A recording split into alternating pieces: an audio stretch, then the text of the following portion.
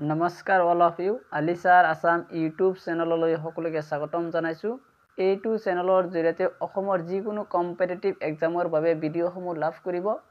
লগতে এইটো চেনেলৰ জৰিয়তে জিটি আৰু পিজিটিৰ কাট অফ সম্পৰ্কে কেইবাটাও ভিডিঅ' আপলোড কৰা হৈছে। আপোনালোকে অনুগ্ৰহ কৰি সেই ভিডিঅ'সমূহ চাই ল'ব, তেন্তে আপোনালোকৰ মনত থকা কনফিউজসমূহ ক্লিয়াৰ হৈ যাব।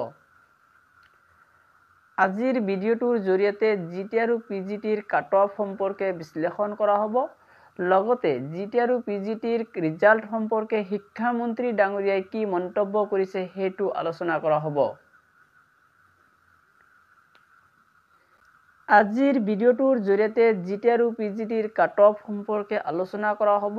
যিকোনো এক্সামৰ কাট অফ নিৰ্ভৰ কৰে কিমান পোষ্ট আছে সেই পোষ্টৰ ওপৰত আৰু কিমান কেণ্ডিডেটে এক্সাম দিছে এক্সাম দিয়া কেণ্ডিডেটৰ সংখ্যাৰ ওপৰত। যদি পোষ্টৰ তুলনাত এক্সাম দিয়া কেণ্ডিডেটৰ সংখ্যা বহুত বেছি হয় তেন্তে কাট অফ হাই হোৱাৰ সম্ভাৱনা থাকে।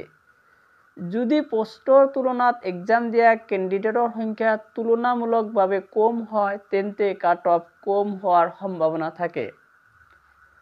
আপোনালোকে আৰু এটা কথা মন কৰিব, কাট অফ হাই যাব নে কম যাব সেইটো নিৰ্ভৰ কৰে এক্সামৰ কুৱেশ্যন পেটাৰ্নৰ ওপৰত। যদি এক্সামৰ কুৱেশ্যন পেপাৰটো টাফ হয় তেন্তে নিশ্চয় কাট অফ কম যোৱাৰ সম্ভাৱনা থাকে। এইবাৰ যিহেতু কুৱেশ্যন পেপাৰখন বহুখিনি টাফ আহিছিল, যাৰ ফলত জিটি আৰু পিজিটিৰ কাট অফ ইমান হাই নাযায়। এইবাৰ জিটি আৰু পিজিটিত কম নম্বৰ পায়ো নিযুক্তি পাবলৈ সক্ষম হ'ব, কিয়নো পোষ্টৰ তুলনাত এইবাৰ কেণ্ডিডেটৰ সংখ্যা অলপ কম আছে। লগতে যিখিনি কেণ্ডিডেটে পৰীক্ষা দিছে তাৰ বহুখিনি কেণ্ডিডেটৰ BEd ডিগ্ৰী কমপ্লিট হোৱা নাই। যিসকল কেণ্ডিডেটৰ BEd ডিগ্ৰী এতিয়ালৈকে কমপ্লিট হোৱা নাই তেওঁলোকৰ নাম নিশ্চয় ভেৰিফিকেশ্যনত ৰিজেক্ট হ'ব। সেয়ে কম নম্বৰ পায়ো এইবাৰ জিটি আৰু পিজিটিত নিযুক্তি পাবলৈ সক্ষম হ'ব। এইবাৰ জিটি আৰু পিজিটিত কম নম্বৰ পায়ো নিযুক্তি পাবলৈ সক্ষম হ'ব। তাৰ আন এটা কাৰণ হ'ল এইবাৰ জিটি আৰু পিজিটিৰ নিযুক্তি প্ৰক্ৰিয়াত অভাৰলেপিং নহ'ব, যাৰ ফলত বহু সংখ্যক কেণ্ডিডেটে কম নম্বৰ পায়ো নিযুক্তি পাবলৈ সক্ষম হ'ব। শিক্ষামন্ত্ৰী ডাঙৰীয়াই ঘোষণা কৰিছে যে মাৰ্চৰ মাজভাগত জিটি আৰু পিজিটিৰ ৰিজাল্ট ঘোষণা কৰা হ'ব। জিটি আৰু পিজিটিৰ কেণ্ডিডেটৰ সকলো ঠিকেই থাকিলে মাৰ্চৰ মাজভাগত ৰিজাল্ট ঘোষণা কৰা হ'ব বুলি শিক্ষামন্ত্ৰী ডাঙৰীয়াই নিজে ঘোষণা কৰিছে।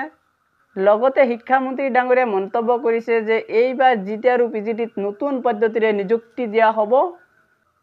এতিয়া মই আপোনালোকৰ বাবে জিটি আৰু পিজিটিৰ যিটো টেণ্টেটিভ কাট অফ লৈ আহিছোঁ সেইটো 100% সঠিক নহ'ব। ইয়াৰ 2-3 মাৰ্ক ইফাল সিফাল হ'ব পাৰে।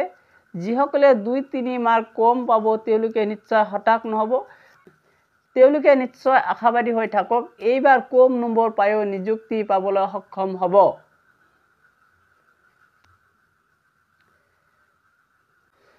Graduate teacher arts graduate teacher আৰ্টছৰ বাবে আনৰিজাৰ্ভ কেটেগৰীৰ বাবে 70ৰ পৰা 76, আনৰিজাৰ্ভৰ বাবে 70ৰ পৰা 76, OBCৰ বাবে 67ৰ পৰা 72, SCৰ বাবে 65ৰ পৰা 68,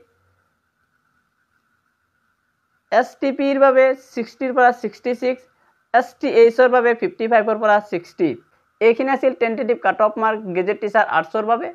আপোনালোকে নিশ্চয় এটা কথা মন কৰিব, ইয়াৰ পৰা 2-3 মাৰ্ক ইফাল সিফাল হ'ব পাৰে, 2-3 মাৰ্ক কমো যাব পাৰে। এইবাৰ নিশ্চয় আপোনালোকে আশাবাদী হৈ থাকক, এইবাৰ কম নম্বৰ পায়ো নিযুক্তি পাবলৈ সক্ষম হ'ব।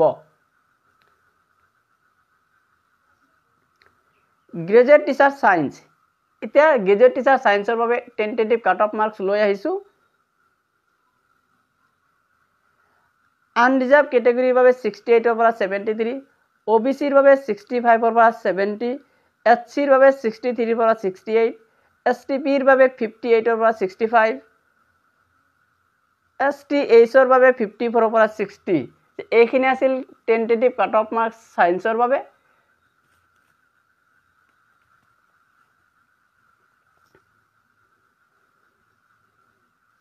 গ্ৰেজুৱেট টিচাৰ হিন্দী যে আনৰিজাৰ্ভ কেটেগৰীৰ বাবে 60 পৰা 66, OBCৰ বাবে 58 পৰা 64, SCৰ বাবে 56 to 63, STPৰ বাবে 55 পৰা 61, STHৰ বাবে 54 পৰা 60। এইখিনি আছিল tentative cut off marks graduate teacher হিন্দীৰ বাবে। গ্ৰেজুৱেট টিচাৰ মেথছ, যে গ্ৰেজুৱেট টিচাৰ মেথছৰ বাবে কাট অফ একেবাৰে কম যাব, আপোনালোকে নিশ্চয় জানে।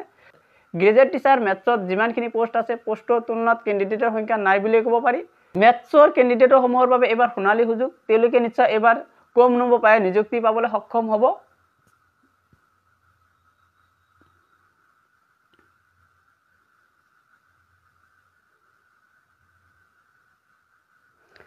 আনৰিজাৰ্ভ কেটেগৰীৰ বাবে 57 পৰা 65, OBCৰ বাবে 55 পৰা 60, SCৰ বাবে 53 পৰা 58, STPৰ বাবে 52 পৰা 56, STHৰ বাবে 50 পৰা 55। এইখিনি আছিল গ্ৰেজুৱেট টিচাৰ মেথছৰ বাবে।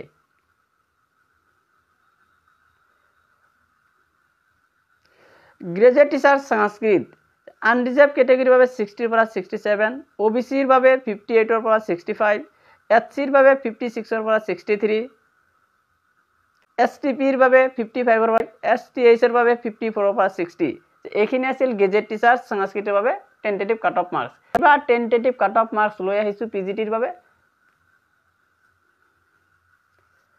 আনৰিজাৰ্ভ কেটেগৰীৰ বাবে 80 পৰা 90, OBCৰ বাবে 78 পৰা 85, SCৰ বাবে 74 পৰা 80, STPৰ বাবে 70 পৰা 76, STHৰ বাবে 65 পৰা 74। এইখিনি আছিল টেন্টেটিভ কাট অফ মাৰ্কস PGTৰ বাবে। আপোনালোকে নিশ্চয় এটা কথা মন কৰিব, PGTৰ বিভিন্ন সাবজেক্টত বিভিন্ন ধৰণৰ কাট অফ যাব, সেই সম্পৰ্কে আপোনালোকৰ বাবে এটা ভিডিঅ' লৈ আহিম। আপোনালোকে PGTত নিজৰ সাবজেক্টত কোনে কিমান নম্বৰ পাব মোক কমেন্ট কৰি জনাব, তেন্তে মোৰ তথ্য সংগ্ৰহ কৰাত সুবিধা হয় আৰু মই বিভিন্ন সোৰ্চৰ পৰা তথ্য সংগ্ৰহ কৰি আপোনালোকৰ বাবে এটা সঠিক তথ্য লৈ আহিবলৈ সক্ষম হ'ম। আপোনালোকে নিশ্চয় মোক কমেন্টত জনাব আপোনালোকে কোনে কিমান নম্বৰ পাব। ভিডিঅ'টো ভাল পালে অনুগ্ৰহ কৰি মোৰ চেনেলটো সাবস্ক্ৰাইব কৰিব। Thank you এভৰিওয়ান।